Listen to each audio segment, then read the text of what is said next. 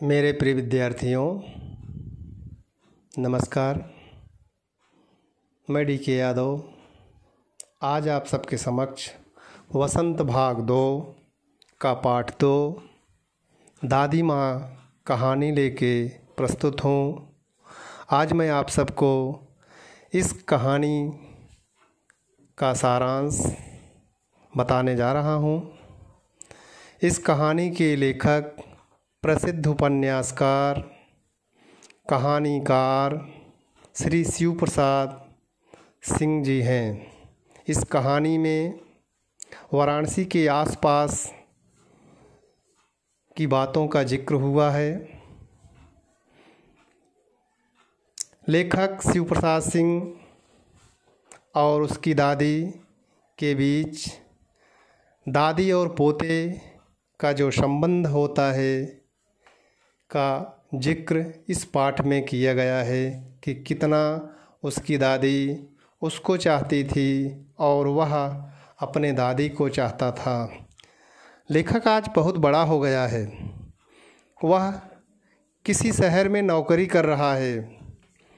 उसके स्टाफ के लोग उसे छीटाकशी अथवा कमेंट करते हैं कि आज भी तू अपने गांव और गांव के लोगों को याद में खोया रहता है।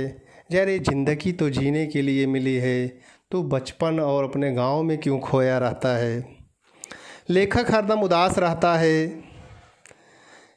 ऐसे ही एक दिन उसे उसके बड़े भाई किशन का एक पत्र मिलता है जिसमें लिखा रहता है कि दादी माँ अब नहीं रही।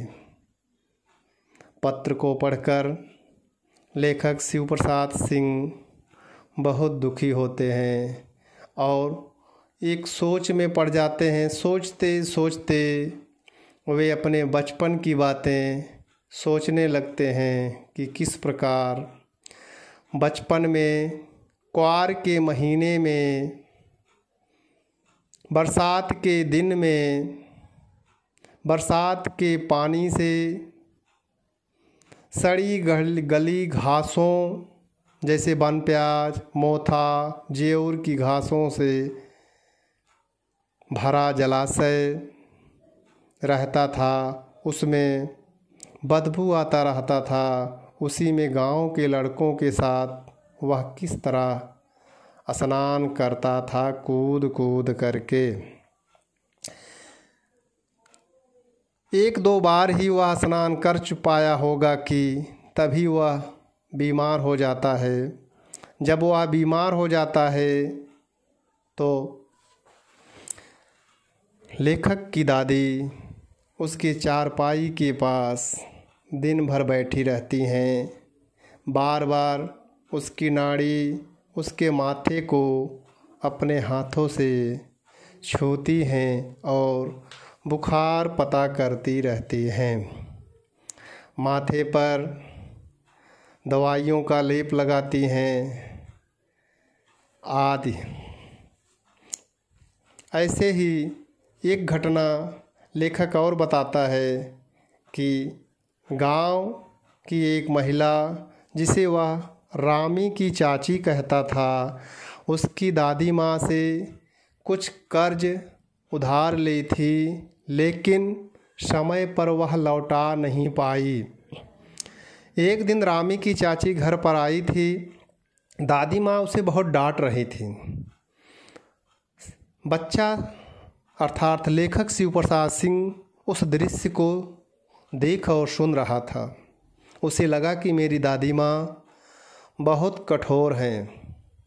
वो कुछ नहीं बोलता, लेकिन हफ्ते भर बाद रामी की चाची उसे किसी जगह मिलती हैं तो पूछता है, क्या चाची, आपको दादी क्यों डांट रही थी? तो रामी की चाची बताती है, बेटा दादी माँ बहुत अच्छी हैं। मैं उनसे कुछ पैसे ली थी, नहीं दे पाई क्योंकि मेरी फसल अच्छी नहीं हुई थी तथा बड़ी बेटी की शादी भी थी। इतने पर दादी माँ सुनती हैं तो मुझे 10 रुपये और एक्स्ट्रा देकर कहती हैं, जाओ बेटी की शादी धूमधाम से करना, जब तुम्हारे पास पैसे हों तब वापस करना। बच्चों, उस समय में 10 रुपये की बहुत कीमत होती थी। लेखक तब जानता है कि अरे, जिस मैं दादी माँ को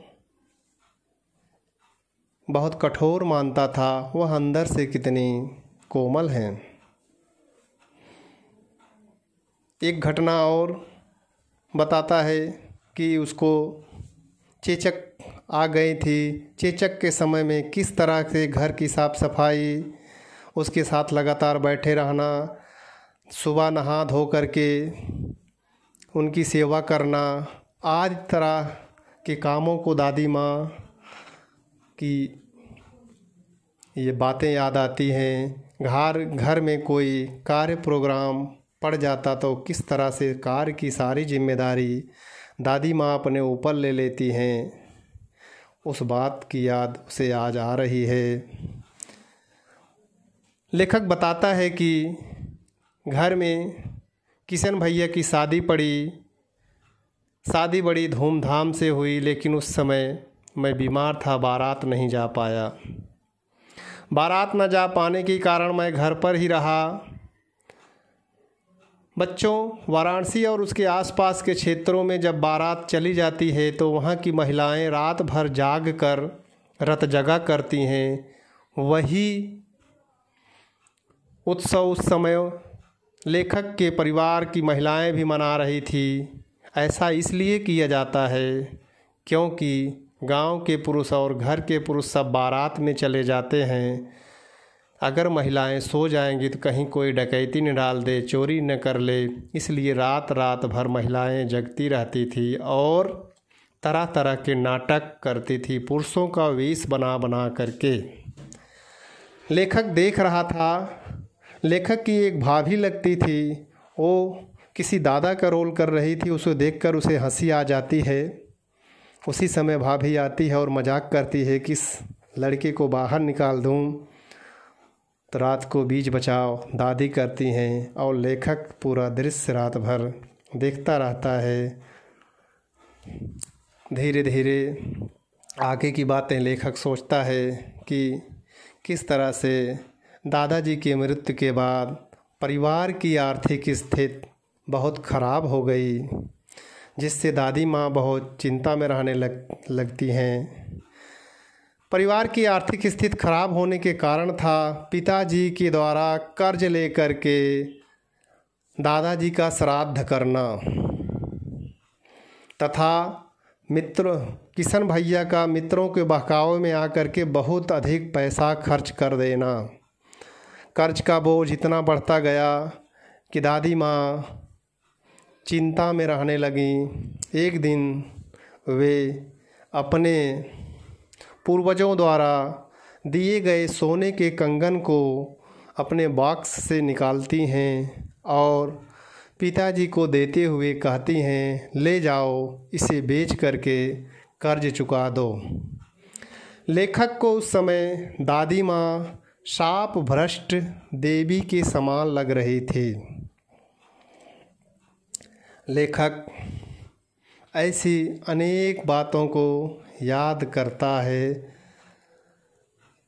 ये सब बातें इस कहानी के माध्यम से हमें सीखने को मिलती है कि हमारे पूर्वज, हमारे बुजुर्ग, हमारे घर के दादा दादी या बड़े ताई ताऊ किस तरह से घर के बच्चों और घर के ख्याल रखते हैं और घर के सम्मान के लिए कुछ न कुछ बचा कर रखते हैं। मुश्किल के घड़ी में किस प्रकार वे घर और परिवार की मदद करते हैं तथा जीवन भर वे कुछ न कुछ परिवार वालों को सीख देते रहते हैं। धन्यवाद। आशा करते हैं कि आपको सारांश बहुत पसंद आया होगा।